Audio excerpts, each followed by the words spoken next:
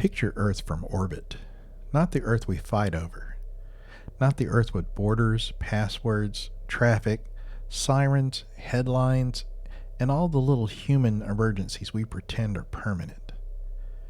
I mean the real Earth, blue, silent, curved, a fragile marble turning slowly in the dark. Now imagine you're above it, 17,000 miles an hour. No wind, no sound, just the thin glow of the atmosphere beneath you and endless black above. Then something moves. Not a star, not a satellite with neat solar panels, not a piece of ice catching sunlight. A shape, dark, twisted, wrong, like a burned scrap of metal, like a torn black sail, like something folded in on itself so tightly it almost looks alive. No markings, no beacon, no flag, no friendly little logo saying, "Relax, we made this." Just a black object drifting over the planet, watching, waiting, listening. And according to the legend, it has been there for 13,000 years. Long before the pyramids, long before written language, long before humans built telescopes, radios, rockets, satellites, or the kind of weapons that make the sky feel dangerous. Something was already up there, and we only noticed after we learned how to look. They call it the Black Knight satellite. Depending on who you ask, it's either one of the most unsettling alien surveillance stories ever told, or it's a lost piece of insulation. Which sounds ridiculous until you see the photo. Alright, you made it. The signal's not perfect, but it's coming through. If you're listening to this right now, I'm guessing you've had that moment. The one that shows up late when everything's quiet, where you look at something totally normal and your brain goes, "Hang on, that doesn't feel right." That's because the official version of reality is always so clean. Everything's an accident. Everything's a coincidence. Nobody meant anything by it. But then you start lining up the little details, and it stops being clean. It starts to look consistent. And I'm not saying that proves a grand plan. I'm not saying you should panic. I'm just saying it's hard to sleep once you notice the pattern. So tonight, we're going to do this the way it's supposed to be done.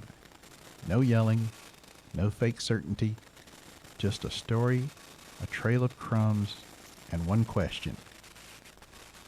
What if the normal explanation is the cover story? Welcome to the Tinfoil Diaries. Now, let's open tonight's file. Welcome back to the Tinfoil Diaries. I'm your host, and tonight's entry is titled, "The Black Knight, the Satellite That Shouldn't Exist." Now, we're going to be careful with this one, because the Black Knight satellite is not a clean conspiracy theory. It's not one whistleblower, not one leaked document, not one video, not one object with one clear chain of evidence. It's messier than that. It's a collage, a myth built from separate mysteries that got pulled into the same orbit. NASA photographs, Cold War tracking reports, pre-Sputnik rumors, strange radio echoes, Nikola Tesla, a retracted alien message theory, and one dark shape that still looks strange no matter how many times someone says the word blanket. So tonight, we're not going to pretend the Black Knight is proven. It isn't. But we're also not going to brush it aside like it means nothing. Because sometimes the most important question isn't, is the conspiracy true? Sometimes the better question is, why does this story feel true to so many people, and why won't it die?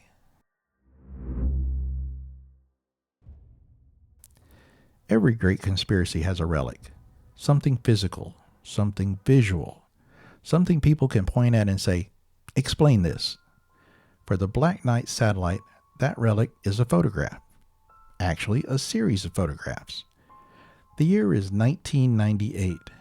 NASA's Space Shuttle Endeavour is on mission STS-88. And this mission matters. STS-88 was part of the beginning of the International Space Station. Astronauts were helping assemble the first pieces of humanity's permanent outpost in orbit. Think about that for a second. Human beings floating above Earth, building a laboratory in space. A symbol of cooperation. A symbol of progress.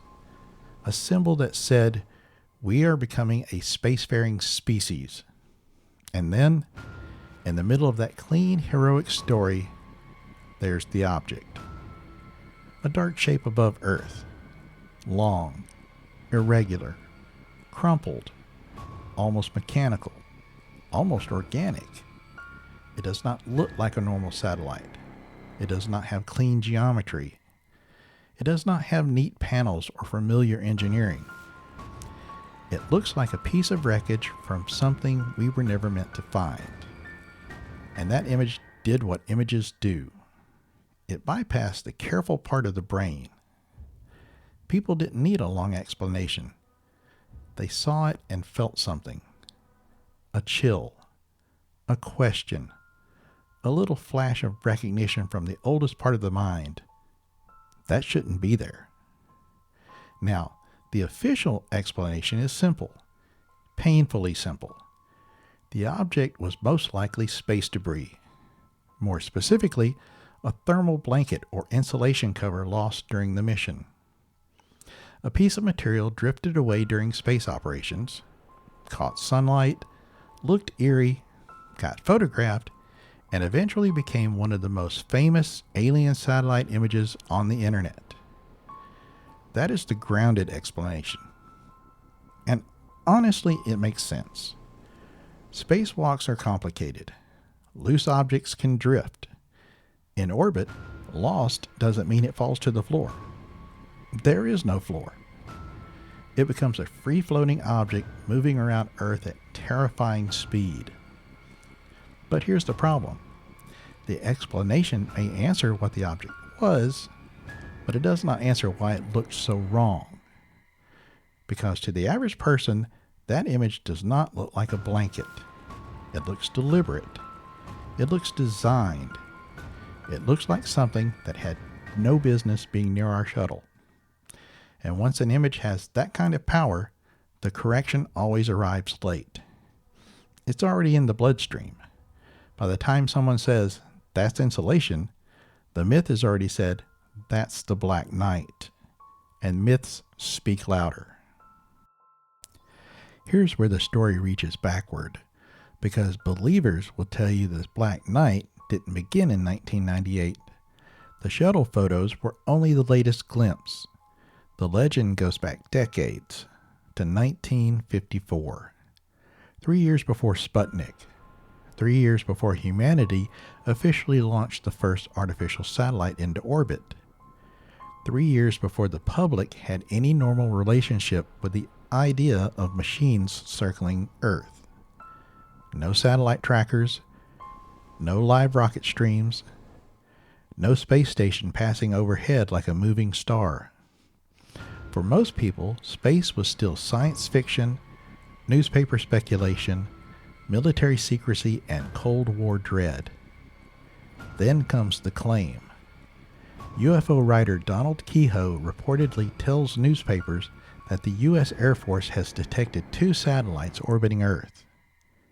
2 satellites. Before satellites. That sentence is dangerous because it creates a hole in the official timeline, and conspiracy theories love holes. If no nation had officially put anything in orbit yet, then what were those objects? Who launched them? How long had they been there? And why wasn't the public told? Now let's slow down. This is not strong proof of an alien satellite. Keyhoe was already associated with UFO claims. The 1950s were full of flying saucer fever, sensational headlines, and Cold War paranoia. A strange newspaper claim from that era is not the same thing as verified orbital data. But emotionally, the claim is powerful because it gives the Black Knight its first impossible-sounding ingredient, a satellite before the satellite age. Something overhead before we were supposed to be capable of putting anything overhead. And once that idea enters the mind, it's very hard to remove. Because if one object appeared too early, what else appeared too early? What else was tracked? What else was filed away? What else was explained later after the public had already forgotten the first version? That's the first crack.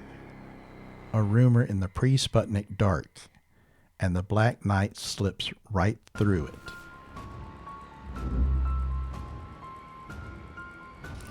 Now we move to 1960.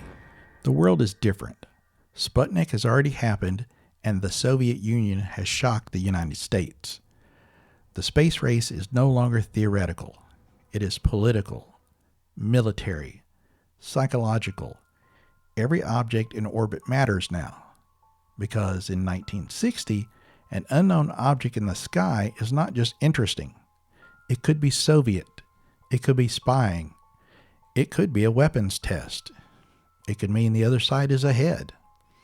And then reports emerge that the U.S. Navy has detected a dark object in orbit. A dark object. Those words matter because they sound like something from a classified file. At first, suspicion turns toward the Soviet Union, which makes sense. In the Cold War, if something strange appeared above Earth, the first suspect was not aliens. It was Moscow. Later, though, explanations pointed towards something more ordinary.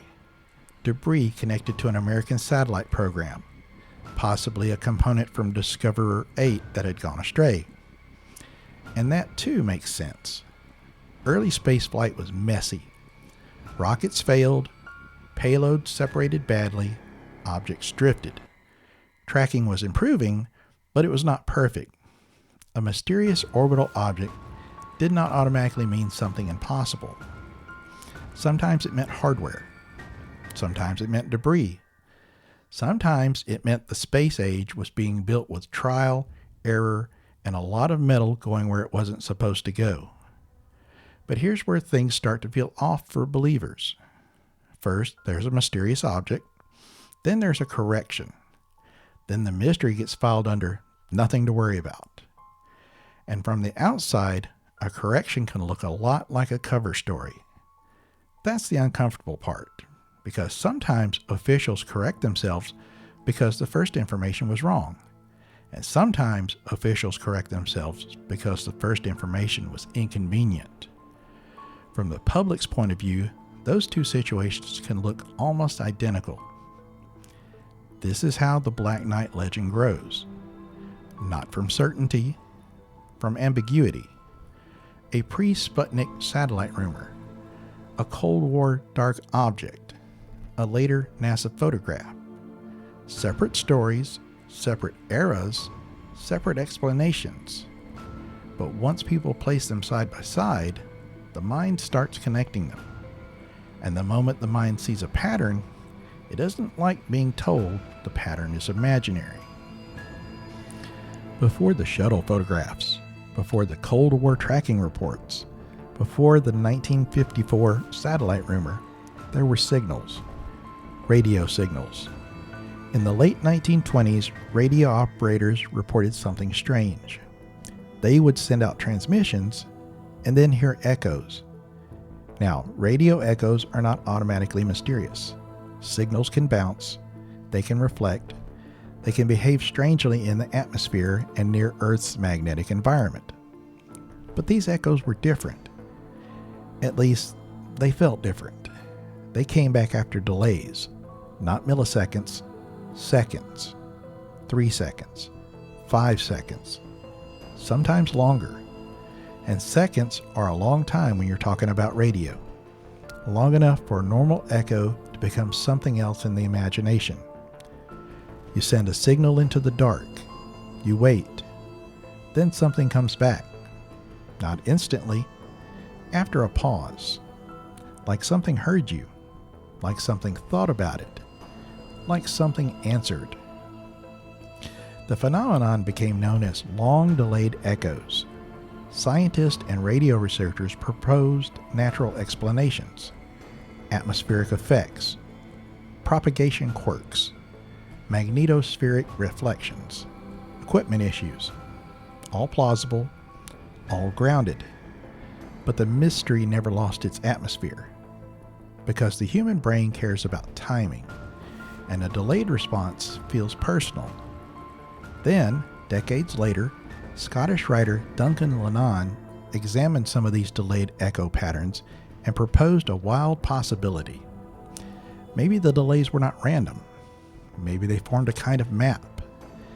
Maybe that map pointed toward Epsilon Boötis. Maybe the echoes came from an alien probe parked somewhere near Earth, transmitting a message from thousands of years ago. Now, here's an important detail. Lunan later walked back that interpretation and acknowledged problems with it. So no, this is not proof. But the idea had already escaped. And once an idea like that escapes, it doesn't politely disappear because someone issues a correction. It mutates. It joins the myth. And the Black Knight legend absorbed it perfectly. Because now the story had sound. Not just a dark object seen in orbit. A signal, an echo, a possible message, a machine in the dark that may have been listening before we knew how to listen back. That's why this piece matters. The long-delayed echoes give the Black Knight myth something the photograph alone could not provide. They make it feel alive.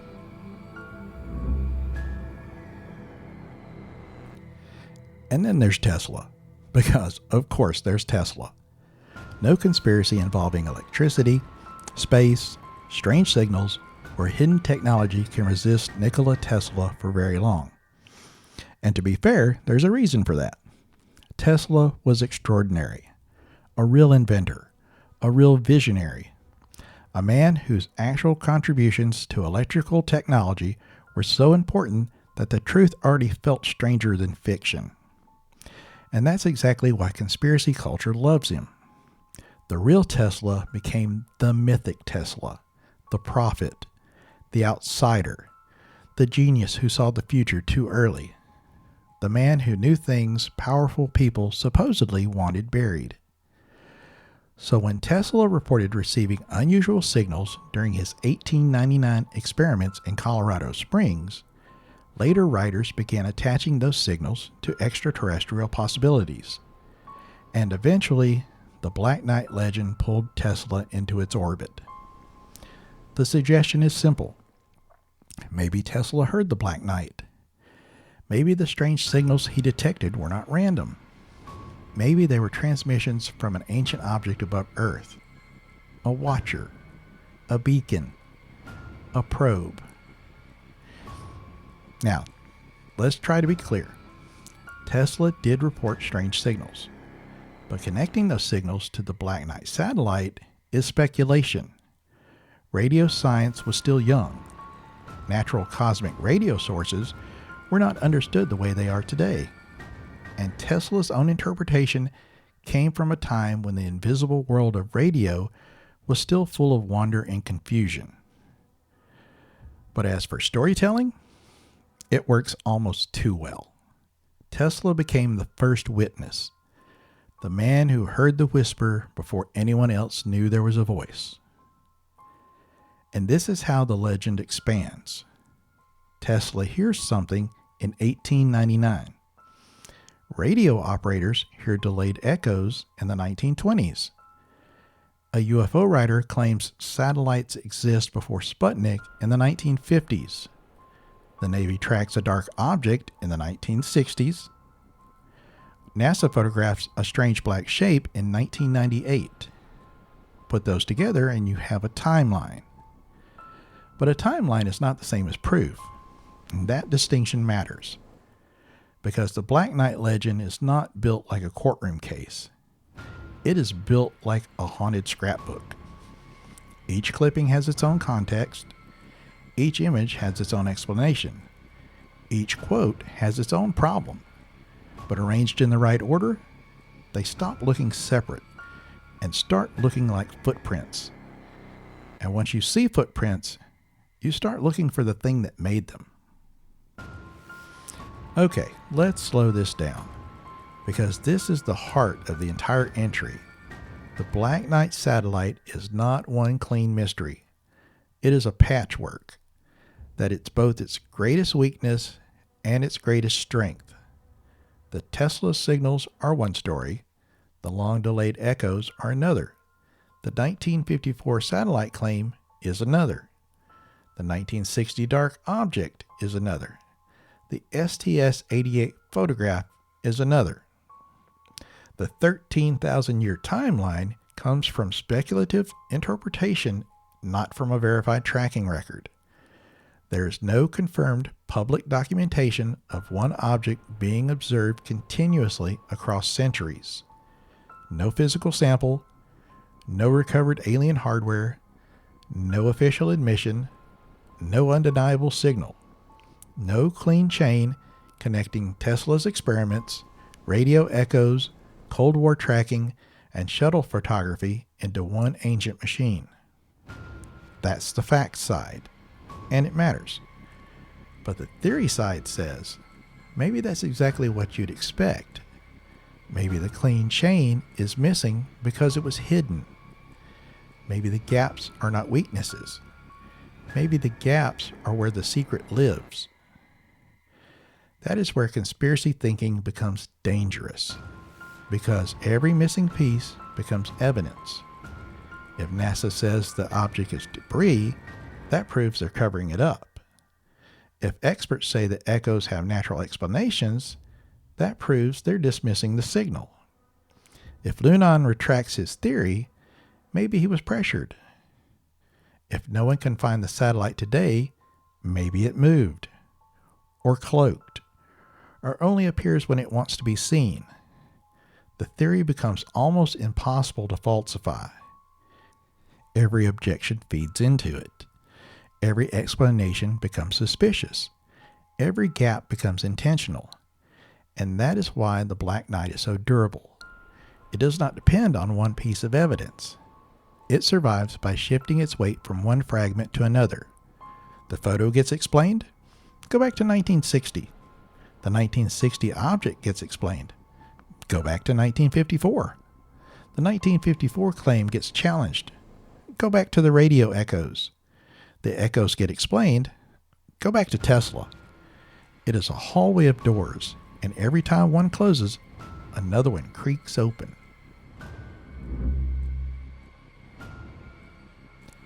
Let's return to the image, because no matter how many older stories get attached to the Black Knight, the STS-88 photograph remains the emotional center. That is the face of the myth, and it works because it looks wrong. That sounds simple, but don't underestimate it. Humans are visual animals. We trust what we see, even when what we see is misleading. And space is one of the easiest places to be misled. There's no familiar scale, no trees, no buildings, no cars, no streetlights, no air, no haze, no soft atmosphere to make things feel normal. A small object can look massive. A flexible object can look engineered. A loose piece of insulation can look like a dead alien machine. Lighting in orbit is brutal. One side of an object may be blasted by raw sunlight. The other side can vanish into absolute black. Edges sharpen, shapes distort, details disappear. Everything becomes cinematic. Everything becomes suspicious. So yes, a lost thermal blanket can look like an alien artifact. That is not absurd. That is how perception works. But here's the darker part. Even if the official explanation is right, it is still unsettling. because it means that the thing in the photograph was ours. Not alien, not ancient, ours. A piece of material we lost above Earth. A scrap from the machinery of progress, drifting in orbit fast enough to become dangerous. And that opens another horror story. Earth orbit is not pristine. It is not clean. It is not some sacred empty space above the atmosphere. It is becoming a junkyard. Dead satellites, rocket bodies, fragments, tools, bolts, covers, paint flecks, pieces of human ambition circling the planet at orbital velocity. That may be less exciting than an alien probe, but it still might be more disturbing, because an alien satellite suggests intelligence, space debris suggests carelessness, and carelessness is very human. Maybe the black night is not proof that something else has been watching us. Maybe it's proof that we are already haunting our own sky. Maybe the ghost in the photograph was never alien. Maybe it was the future looking back at us and saying, "Look what you left behind." So why does the Black Knight survive? Why does this story keep coming back? Because it has almost everything a modern conspiracy needs. A haunting image, a government agency, Cold War uncertainty, mysterious signals, Nikola Tesla, space, aliens, debris, a retracted theory, and one perfect phrase: 13,000-year-old alien satellite. That phrase is almost engineered to spread. It sounds ancient, specific, forbidden, like something pulled from a classified folder with half the words blacked out. And emotionally, the idea is powerful. It says humanity is not alone, but not in a comforting way, not in the friendly visitors way, not in the glowing ships and cosmic wisdom way. More like we've been observed, cataloged, maybe studied, maybe judged, long before we knew we were visible. That idea frightens people, but it also flatters them, because being watched means being important. And maybe that is part of the hook. We want the universe to care enough to look, even if the look is cold, even if the watcher never speaks, even if the attention feels like surveillance. The alternative may be worse, that space is empty, that nobody is watching, that the only machines above us are the ones we built, broke, forgot, and left behind. The Black Knight fills that silence. It gives the void a face, and once the void has a face, people don't want to erase it. There's also the trust problem. People do not encounter official explanations in a vacuum. They bring history with them. Governments have lied.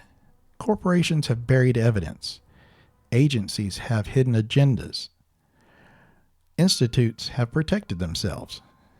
That is not paranoia. That is documented reality. So when an official explanation arrives, some people hear information. Others hear performance. And once trust is broken, even truth can sound rehearsed.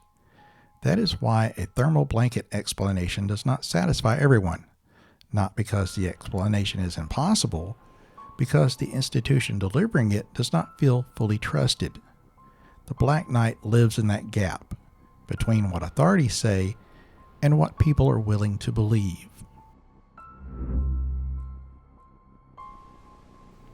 Now, here's what I keep coming back to. The Black Knight satellite may tell us less about aliens than it tells us about ourselves. Modern myths are not born the way old myths were. They don't need campfires. They don't need villages. They don't need generations of oral storytelling. Now they're born from screenshots, forum threads, old newspaper clippings, NASA image archives, YouTube thumbnails, podcast entries, red circles around blurry objects. One phrase repeated enough times that it becomes a name. And the Black Knight is a perfect modern myth because it sits right where our fears overlap. Space, surveillance, secrecy, lost technology, alien intelligence, institutional distrust, human insignificance, human arrogance. It is all there. A dark object above Earth becomes a mirror. Some people look at it and see extraterrestrial watchers. Some see government lies. Some see the chaos of early space history. Some see orbital pollution. Some see the internet turning ambiguity into certainty. And some people just see a photograph that gives them a chill they can't explain. And that matters, because not every story survives because it's true. Some stories survive because they're useful. They give shape to fear. They turn confusion into narrative. They make distrust feel organized. A narrative says, this is not random. This means something. The Black Knight says, that shadow has a purpose. And maybe that is why people keep returning to it. Because a purposeful shadow is easier to live with than a meaningless one. A watcher is easier to understand than an accident. A secret is more satisfying than a mistake. A message is more haunting than an echo. And that may be the real danger of the Black Knight. Not that it proves we're being watched, but that it proves how badly we want the darkness to answer. So where do we land? Here's what we can say. The famous 1998 Black Knight photographs from STS-88 are best explained as space debris, most likely a lost thermal blanket or insulation cover. The broader Black Knight legend is not one continuous case. It is a fusion of separate stories. Tesla's strange signals, long-delayed echoes, a pre-Sputnik satellite rumor, a Cold War dark object, a speculative alien probe interpretation, and a dramatic NASA photograph. There is no verified evidence that a 13,000-year-old extraterrestrial satellite is orbiting Earth. No confirmed alien beacon, no publicly proven continuous tracking record. No reliable chain connecting all the fragments into one ancient machine. That is the fact side. But the theory side remains powerful because the story feels like something that could be hidden. It has the shape of secrecy. It has the mood of a cover-up. It has just enough real history around the edges to feel heavier than fiction. And it asks a question that science can answer technically, but not emotionally. What if the sky was occupied before we arrived? The answer is probably no. Probably. But that one word, that tiny little probably, is where the Black Knight lives. Not proven, not dead, just drifting between evidence and imagination, between debris and artifact, between a lost blanket and a watcher in Earth's shadow. The next time you see a strange object in a space photograph, don't just ask what it is. Ask what you want it to be, because that matters. Do you want it to be debris? A mistake? A loose scrap of human technology drifting through sunlight? Or do you want it to be a sign, a relic, a watcher, a message from something older than us? We like to think mystery lives far away, beyond the atmosphere, beyond the stars, somewhere deep in the black where our machines barely reach. But sometimes the mystery is closer. Sometimes it is in the way a photograph makes us feel. Sometimes it is in the gap between an explanation and our willingness to accept it.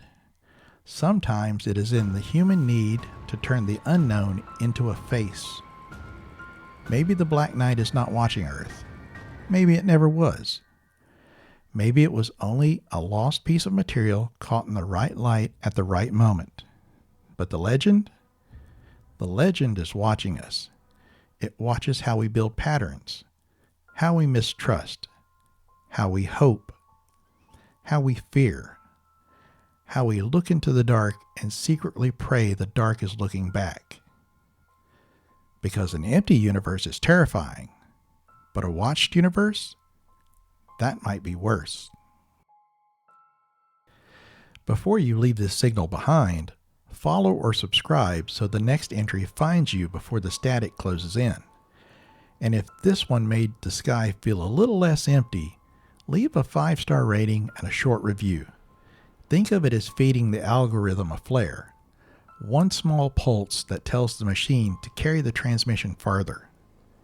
Share this entry with one person who still asks questions when everyone else accepts the official version too quickly.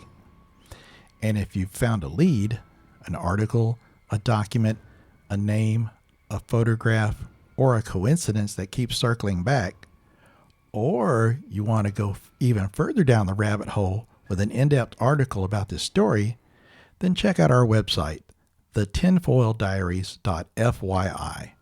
Keep watching the shadows. We're listening for the patterns. Maybe it was never watching us. Maybe it was waiting for us to notice.